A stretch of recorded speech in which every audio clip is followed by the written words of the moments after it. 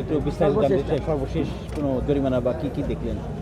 আচ্ছা, আপনারা জানেন আজকে আমরা এই গভীর রাতে আমরা একটি অভিযান পরিচালনা করছি, যেটি আসলে কাপ্তান বাজার এলাকায়। তো কাপ্তান বাজারের সাথে যে ফ্লাইওভার এবং যে রাস্তার মাঝে যে অংশটি আছে, আমরা জানতে পেরেছি যে মুরগি ব্যবসায়ীরা তাদের জন্য নির্দিষ্ট বাজার রেখে তারা রাস্তার উপর গাড়ি রেখে তাদের সমস্ত ব্যবসায়ী কার্যক্রম পরিচালনা করে, যেটি কিনা জনস্বার্থে বা জনগণের রাস্তার প্রতিবন্ধকতা, আমাদের চূড়ান্ত রকমের প্রতিবন্ধকতা সৃষ্টি করে এবং কোনোভাবে যানবাহন বা মানুষজন চলাচল করতে পারে না। সেই অভিযোগের প্রেক্ষিতেই আমরা সরজীবনে এসে এখানে দেখতে পাই আসলে অনেকগুলো গাড়ি আমরা পাই যারা কিনা রাস্তায় গাড়ি রেখে ব্যবসায়িক কার্যক্রম পরিচালনা করছিল।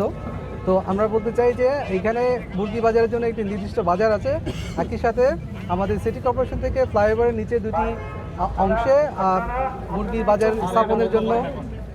বাজার স্থাপনের জন্য জায়গা ইজারা দেওয়া আছে।